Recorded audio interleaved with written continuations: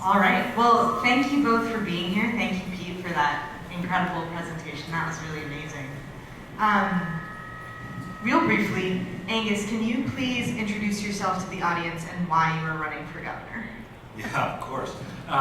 So I grew up just across the way in Topsom, and I could not feel luckier to grow up in our great state. And I've obviously been lucky to have a number of good role models. I'll talk about a couple of them later, but I believe just so deeply in what a wonderful place we have, and that we've got a lot of challenges and people are just struggling too much in our home state, and I thought I had something to offer, and I'm committed to the place, and I want to do my absolute best to make a difference for the people who live. Absolutely, thank you. So now, can you tell us a little bit about how you met and your relationship through the years? Yeah, of course. So Pete and I met in high school. As he's pointed out, it was a very long time ago. And I'll tell you, the first time, one of my earliest Pete McBride moments or memories is I was playing soccer and I'd hurt my leg and I was on the sidelines with crutches. And you know, that's a low moment for a kid, and you're thinking, this just kind of sucks. I'm watching my teammates, I can't play. And then this guy comes up and he says, hey, sorry about the crutches, can I borrow them for a minute? And I said, sure. I had a big brace on my leg. I figured I could just kind of balance for a second. But they're awkward, right? I'm uncomfortable, so I kind of tentatively hand them over to this guy who proceeds to then run the length of the soccer field with one leg up in the air, faster than I've run in my entire life. And he's on crutches. He's like, here, yeah, these work. Handed him back. I have been in awe of this guy ever since. There is nothing I've been able to do, literally in my entire life, that he can't do better. I'm very glad he's not running for governor of Maine. And we've been very close ever since.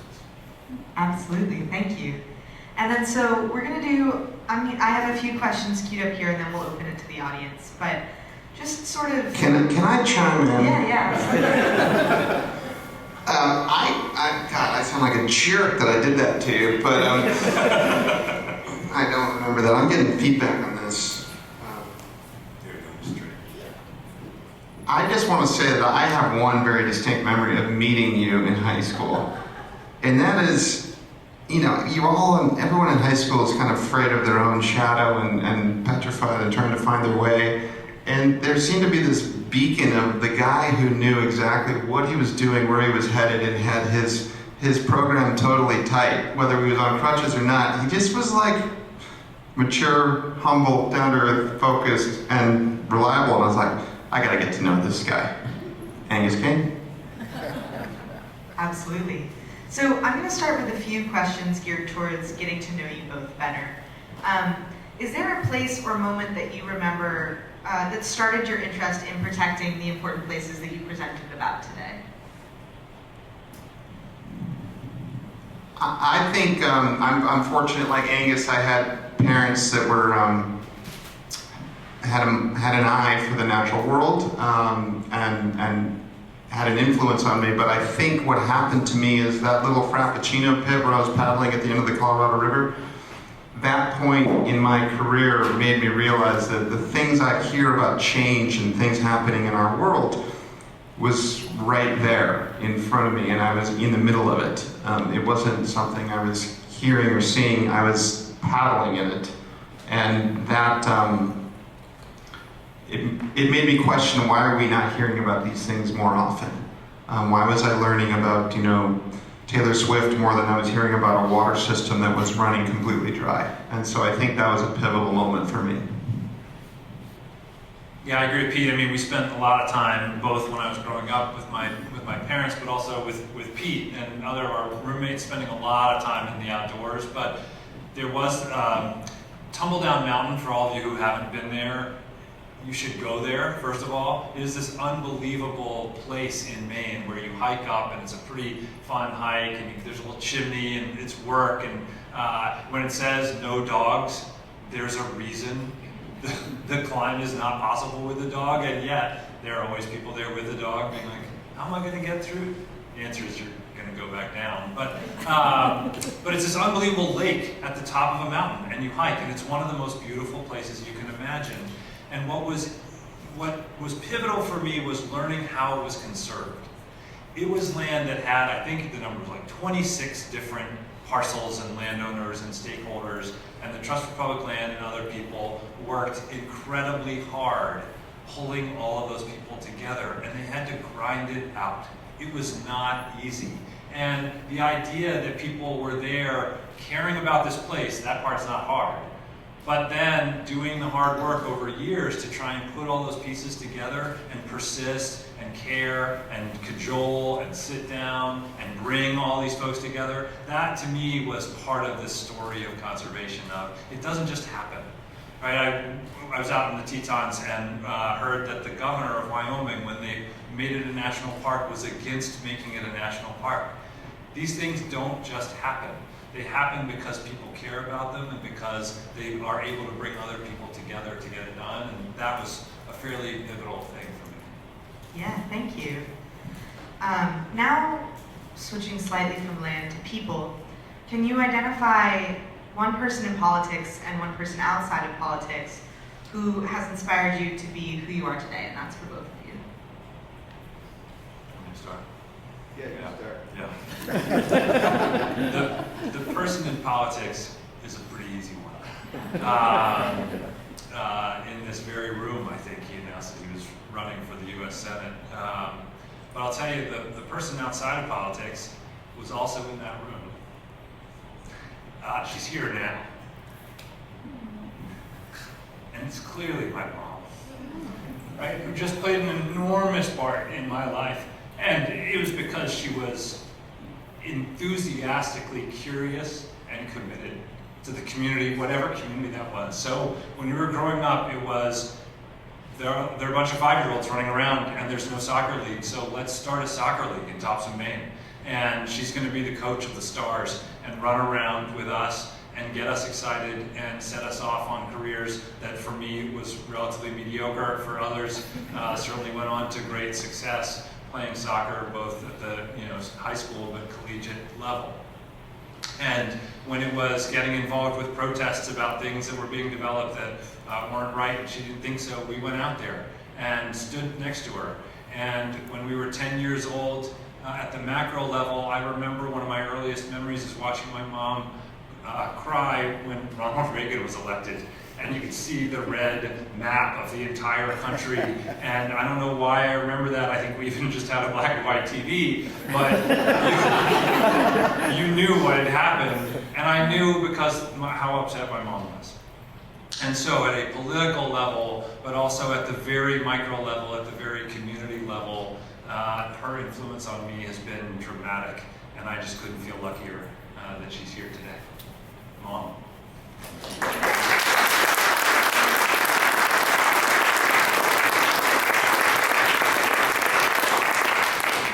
I don't know what to follow on that, except I want to say you too. But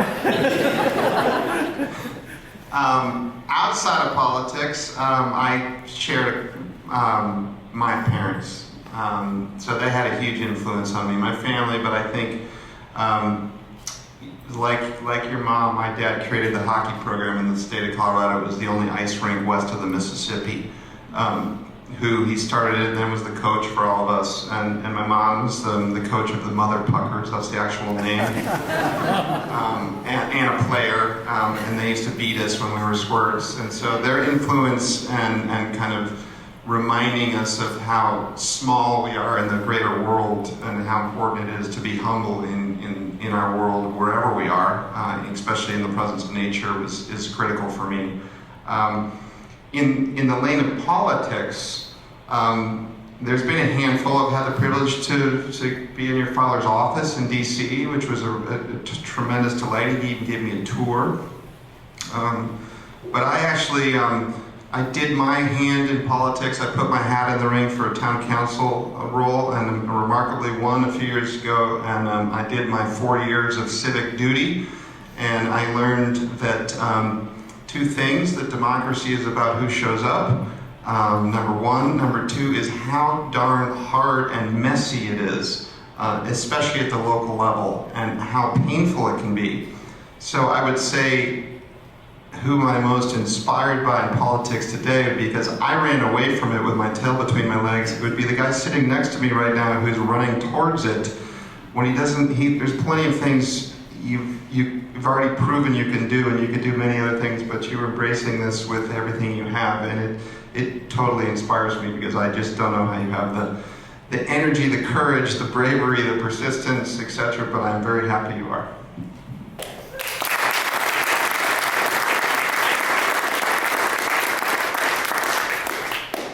Thank you both. So what do you view as the biggest obstacle to more people understanding the environmental and climate challenges we face? I'm gonna take a shot and you can clean it up. Yes. I think the challenge is twofold. Number one, it feels quite overwhelming, right? The problem seems so big that it is very hard to know where do you grab on, where do you engage in a way that is productive. And sometimes you meet someone like Pete McBride, who's obviously having an impact, but you think, as I have most of my life, I'm no Pete McBride. And so it's but I think number one is the overwhelming nature of it. And the other is then you get down to the micro level and people are having a hard time. It's hard to just get through your day. It's hard to know how you're going to take care of your kid or take care of your parent if they're sick or put food on the table or cover the rent. When you're worried about those things, it gets, taking care of the climate, taking care of Tumble Down Mountain starts to feel a little less relevant, or at least possible. So I think those two challenges are pretty big. I think there are antidotes to both, but I think those are real challenges that we face. I think a follow-up on that is one of the greatest things I see is apathy. I'm checked out, what can I do? The same thing, and then part of that is our phones. We live in this world where everything is just, we've sort of checked out, we've removed ourselves from nature. In the world of conservation, I remind you, and I think you all know this in this room, but we forget because we're busy with our lives, is that you only need to lose once, and then things have changed forever. And so that's one. So we have to re-engage, and yes, it's hard to think we can make a difference. I think I showed an example of a young woman who grew up on a dirt floor with no running water, who's now 18, who's presenting with her mother in Los Angeles today, that the next generation can make a difference by just stepping up, by just keeping at it and presenting themselves. And I think we're often sold this concept that protecting nature is counter or in conflict with the economy. And I would argue it's the complete opposite. Protecting our natural world and the economy go together. And they're a braided thing, like braided sweetgrass, however analogy you want to use, but they're woven, and we need to rebuild that narrative and how important it is. Absolutely. So, a little bit more on the personal side. You two both met in high school. Can you use 3 to 5 words to describe your first impression of each other? And then, do those words still hold true today? Peter Pan is real. And he's still alive. I didn't think on this. You knew this question better than I did. 3 words? 3 to 5? 3 to 5. High school. Honest, hardworking, humble. Today. Honest, hardworking, humble, wiser. That fits. It's probably a good thing.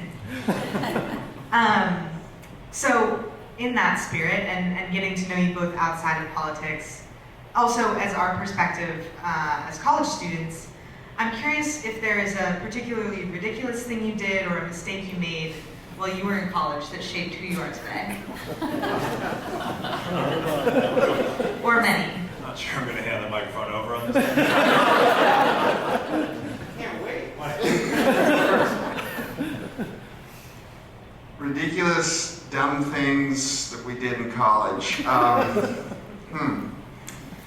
This one is hard, to be honest, because that was usually my role of doing the dumb things. And I did many. It usually involved me asking Angus what he thought. Do you think I can pull off that 150-foot rope swing out of the tree and make the river? And in Angus fashion, he would never like judge or preach. He would just step back and kind of assess and try to figure out how to make things a little better, find the 10% to figure it out. And he'd be like, probably worth trying, but I would consider doing it from there.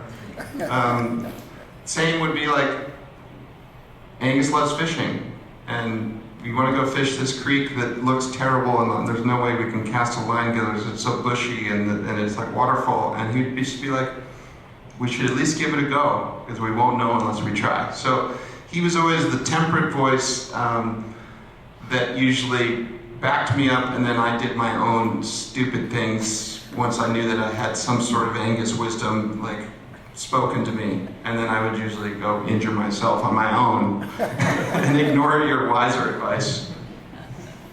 Yeah, yeah, it's a pretty long list, but some of them involve, stupid things in college. Driving to Florida with 6 guys in one car without stopping, pretty bad idea.